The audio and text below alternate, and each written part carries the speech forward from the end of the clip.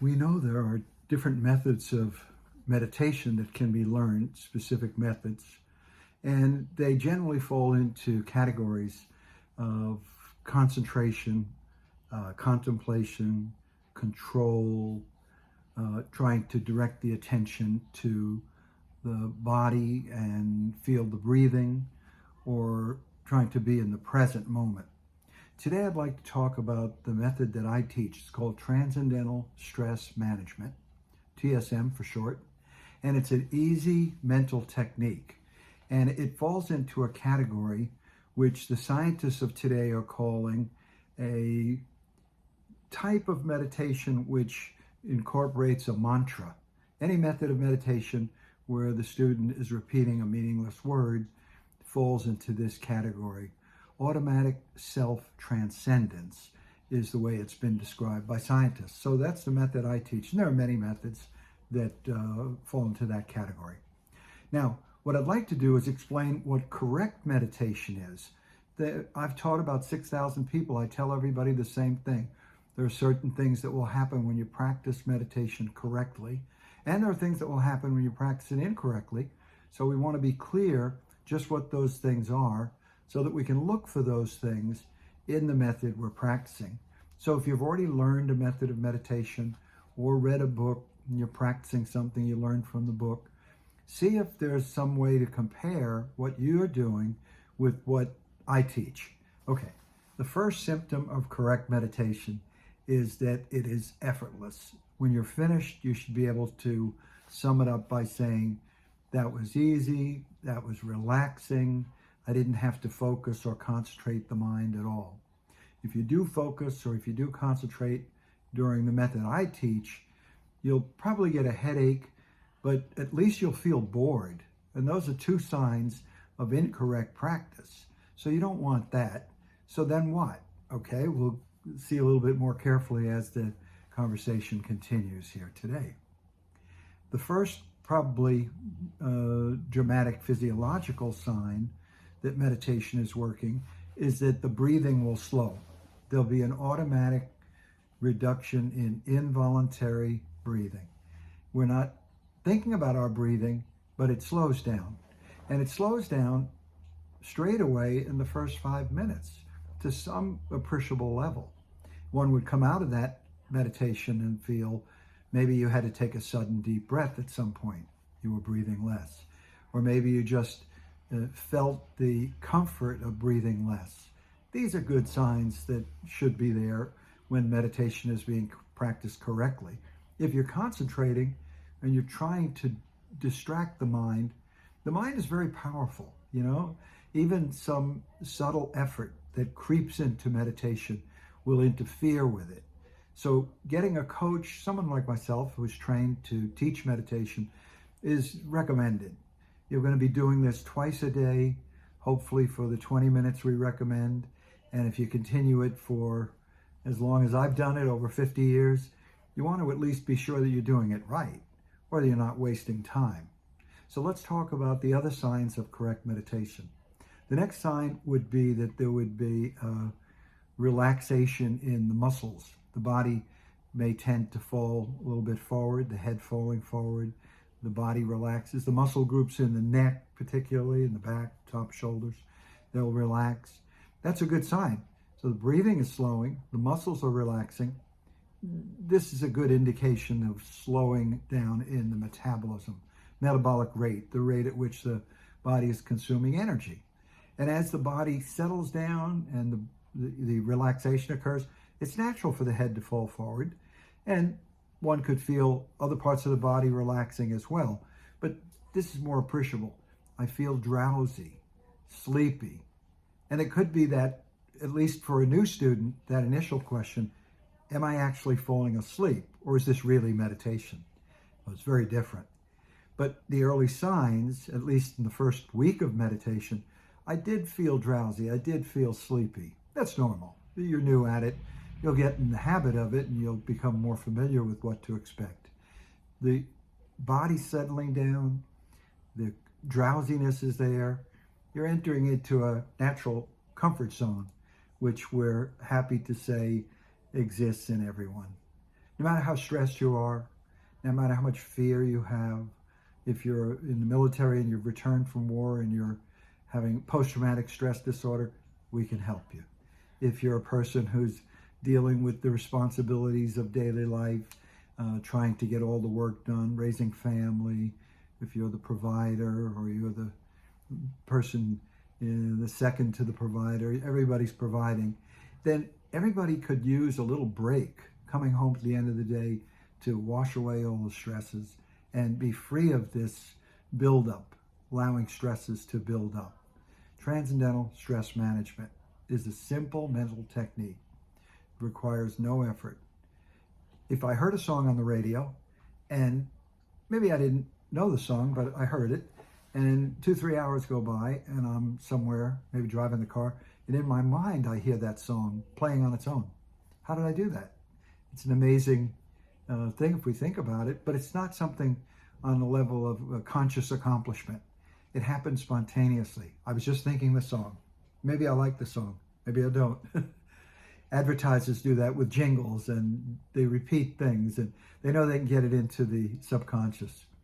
Here in meditation, we take a thought, a specific thought, it's called a mantra, and we learn how to use it properly, how to think that mantra, not speak it out loud, it's too gross, too much work, but to just let it become part of the thought process. The song I heard on the radio did that. It entered in, it became part of the scenery. So we want to use the mantra in a certain specific way. A mantra is not a power word or some hocus pocus word. It's just a specific sound that pleases us. And when you repeat it in your mind, it creates a rhythm. And that rhythm leads us to changes with the mantra, specific, exact changes with the mantra that show us we're meditating correctly. It's important to know what that is. So during the 4-lesson class that you take, you learn exactly how to use the mantra so that it enters us into this refined state of thinking where the whole mind-body system is changing, slowing down, relaxing. The brain activity is less. The overall bodily activity is in a comfort zone. It's a state of inner contentment for the mind. It pleases us. It's not difficult, and the mind is wandering, as it always does. We don't try to control that tendency of the mind to wander and move about. Now that should be emphasized because I know that there are different methods of meditation where people do want to control this wandering of the mind. The Buddhists have a way of explaining it. The mind is like a monkey. It jumps from tree to tree. And we want to chain it down and discipline that monkey.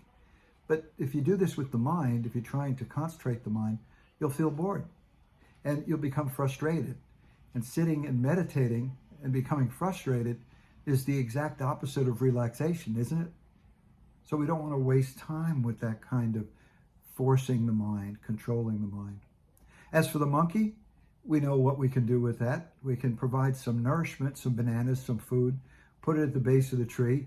The monkey will come down from that jumping and have lunch, and then back to jumping again. If your mind is wandering and it's busy, the monkey mind, then sit in meditation and do something that pleases the mind, that takes the awareness down into a comfort zone. That's nourishing for the mind. Kind of like the monkey and the bananas, but a little bit more than that.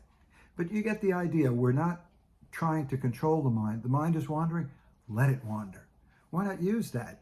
The yogis in India, they've perfected this system, passed it along thousands of years in the silence of their caves and that particular monastic lifestyle.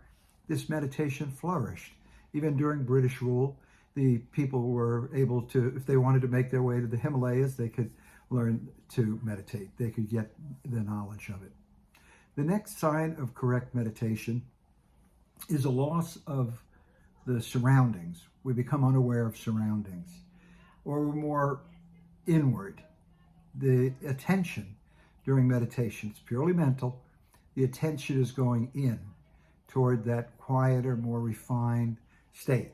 And it's cherished by the mind. The mind likes that. But you may, at some point, not be able to feel your hands if they're clasped together, if you're sitting. You might not hear the noises in the outside environment. We just began the summer, and I'm making this video in June, and the air conditioner is on where we live here in Florida.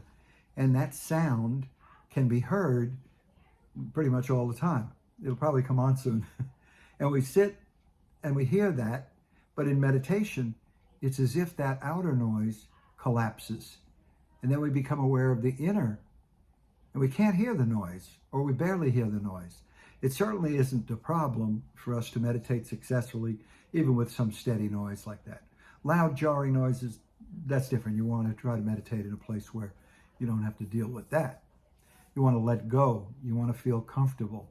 We tell people meditate in a safe place, secure place, not in an unsafe environment where it's unpredictable whether or not someone's going to steal your wallet.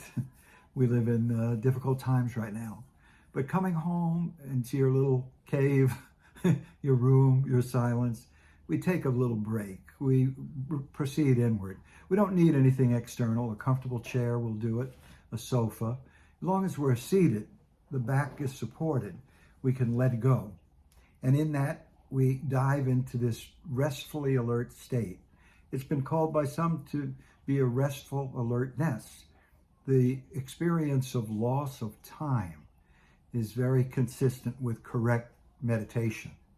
And if you've had this experience where you've lost track of time during meditation, that's a good sign. Maybe the time is relative. We have that expression. But during meditation, the passage of time may seem to be much quicker. If I look at the watch and I observe at the beginning of meditation, at the outset, that it's 10 a.m., I close my eyes, I do my 20-minute meditation. When I come out 20 minutes later, it may feel like 10 minutes has passed. It's very common to have this experience where the time is lost. It's a good thing, because in that deeper silence, one is going somewhere, experiencing a state which is so pleasant that it doesn't have that restriction of the boundary of time, the awareness of time. And some of my students will report, usually within the first 2-3 days after the initial instruction, like I said, it takes 4 lessons, they will report, well, I have really no sense of time. It's not that the time passed quickly. It's not that the time passed slowly. I just have no sense of time at all. So that would qualify as an indication of correct practice of meditation. If your mind is wandering from thought to thought, the busy mind, we give it a horse to ride. We give it a specific thought. It's called a mantra, as I was saying. And that mantra has the effect of taking the attention from the outside to the inner. And we ride in on that. We experience the mantra at finer and finer stages of the thought process until the thought is transcended. Till we go beyond the thought, the mantra is lost, and then the thinker of that mantra is all by oneself, without any thought, without any object of attention, just the timeless state of our essential nature, beyond the thought. We could talk about it more. Perhaps I'll do another video on consciousness. It's a great subject, and my teacher I studied with from India, he would spend the majority of the lesson, I think I took about 2.5 years all total. He would take the majority of the lesson just talking about consciousness, as did his predecessors. They all feel that if we focus on the biggest benefit of meditation, people will have more compliance. Compliance is a tricky thing. Someone says, well, I'd love to learn to meditate, but I probably won't stick with it. I'm not that kind of person. I'm not very disciplined. I have that exercise machine in the bedroom. I use it to hang up my clothes. Compliance is difficult. But what we found, and this is across the board, all different income groups and people of different backgrounds, that people do have much better compliance. And quite often, people will forget to take their medication if they're on high blood pressure medication, but they'll remember to meditate. really an amazing result. Surveys that we've done. Have you been meditating regularly? Oh yeah, I love to meditate. It's a wonderful thing. And I'm not a disciplined person. This is what we hear. It's not a question of being a disciplined person, because the comfort, the relaxation, the benefits that come from meditating outweigh the time we put into it. I did 20-minute meditation before the day begins, and the whole day was better. I had more success in my activity. My activities were more enjoyable. I was able to feel more compassion and empathy in situations that required that, and I feel like an alive person. It is life that we're living and we are experiencing. That's where we want to make a change, to wake up from this kind of fatigue, this chronic fatigue that plagues us. And in meditation, one can see the difference. There's a contrast between ordinary waking, where we are now, talking and speaking and acting, and this inner silence, this state of pure consciousness within. And when we've done this regularly, there's a benefit that's derived from it, which is unmistakable. That benefit is that during the day, I feel the comfort and relaxation that I knew in meditation. It's beginning to extend out into my daily life, my activity. And this we give it 2 months. You practice twice a day, you stay with it. It's the 4-lesson course. I need about an hour of your time just to explain it to you. We do everything on Zoom, or if you live here in South Florida, you can come and see us in Deerfield Beach, right below Boca and above Miami, somewhere in the middle. We have a lot of hurricanes here. And we just started the hurricane season. Hopefully we'll dodge the bullet again this year. But when you come and learn to meditate, or you take the course on Zoom, it's the same course. You get the same benefit. There's instruction. Everybody is given an instruction. You fill out an application. We review it briefly and take it from there. The second day following meditation instruction, you're going to hear some of what we reviewed today, these symptoms of correct meditation. That's when you need to hear it, because you've just taken it, you've done it at home, you came back, and we want to know if these things are happening to you. If they're not, I'll be your coach. I can help you fine-tune it. We'll figure out how to do it right. It's brand new. You've only done it 24 hours. So we'll keep you in the loop of how to meditate correctly until that becomes the automatic self-transcendence, the automatic natural thing you do when you meditate. You don't have to think about it. If you had to think about it, I have to discipline the mind and concentrate the mind. How difficult will that be day after day, month after month? One doesn't tend to have much compliance for such practices.